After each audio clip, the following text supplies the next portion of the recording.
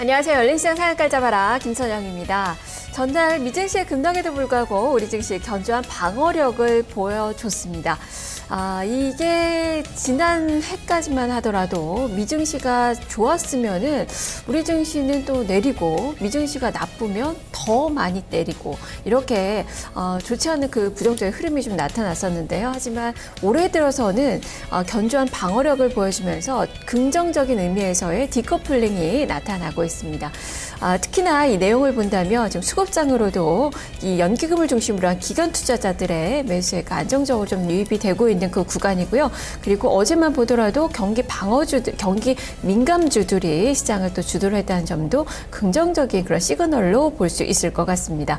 자, 오늘 새벽 미증시도 내렸습니다. 그렇다면 오늘도 견조한 방어력을 나타내 줄 수 있을지 함께 시장의 흐름 살펴보도록 하겠습니다. 자, 열린시장 상한가를 잡아라. 지금부터 출발합니다. 먼저 개장 전 주요 뉴스부터 살펴보겠습니다. 원수경 기자입니다. 네, 오늘 아침 주요 뉴스 확인해 보겠습니다. 오늘도 역시 실적이 가장 큰 이슈입니다. 오늘 우선 삼성전자가 지난해 확정 실적을 발표할 예정입니다. 이와 함께 기말 배당 규모까지도 확정해서 공시를 할 전망인데요. 앞서 4분기 영업이익이 5조 2천억 원으로 잠정 집계됐다고 밝힌 바 있었고요. 배당금도 전년보다 30에서 50% 늘리겠다고 전하기도 했습니다. 이와 함께 네이버는 오늘 개장 전에 지난해 4분기 실적을 발표했습니다.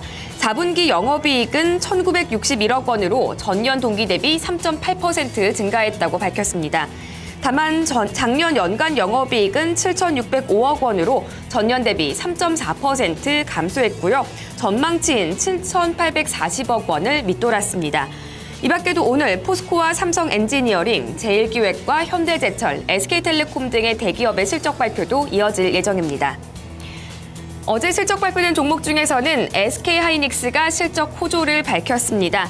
처음으로 연간 영업이익 5조 원 시대를 열었는데요.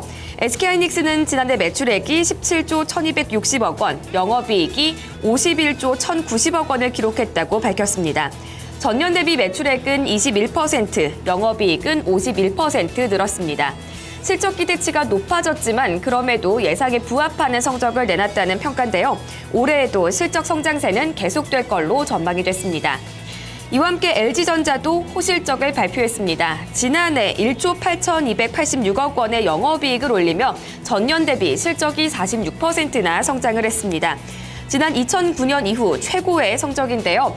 매출액은 59조 408억 원으로 전년 동기 대비 4% 증가를 했습니다. 전략 스마트폰 G3의 판매 호조가 톡톡한 역할을 했다는 평가를 받았는데요.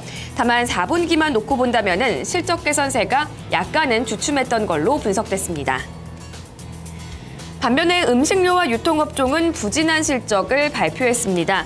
우선 유통업종의 대표주자라고 볼 수 있는 이마트는 지난해 영업이익이 5,830억 원으로 전년 대비 20% 감소했다고 밝혔습니다.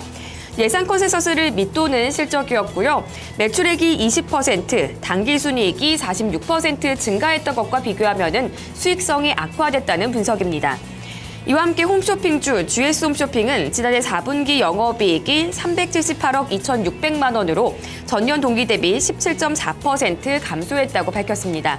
역시 컨센서스를 밑도는 실적이었는데요. 다만 모바일 쇼핑 부문의 실적 호조가 긍정적이라는 평가를 받았습니다.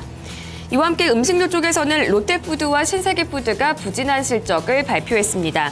롯데푸드는 지난해 영업이익이 659억 9천만 원으로 전년 대비 10% 감소했다고 밝혔고요. 신세계푸드는 영업이익이 81억 5,800만 원으로 64%나 줄었다고 공시했습니다. 네, 그리고 LG유플러스는 소셜커머스 업체 티켓몬스터의 공개 입찰에 참여하지 않기로 했다고 밝혔습니다. LG유플러스는 앞서서 지난 9일 티몬에 대한 인수 의향서를 제출했었고요. 23일 실적을 발표할 당시만 해도 티몬 인수에 대해서 굉장히 긍정적인 전망을 내놨습니다. 하지만 갑자기 의사를 뒤집은 건데요. 이에 대해서 업계에서는 최근 급등한 티몬의 몸값에 부담을 느낀 게 아니냐 이런 분석을 내놓고 있습니다. 티몬의 경영권 확보에만 1조 원 이상의 자금이 소요될 걸로 전망되는데요. 현재 CJ 오쇼핑까지도 인수 참여 의사를 밝히고 있는 만큼 앞으로 이 가격 경쟁이 좀 더 심화될 수 있다는 관측입니다. 네, 마지막 소식입니다. 동부화재는 베트남 5위의 손해보험사를 인수하기로 했습니다. 국내 보험사가 해외 보험사를 인수하는 것은 이번이 처음인데요.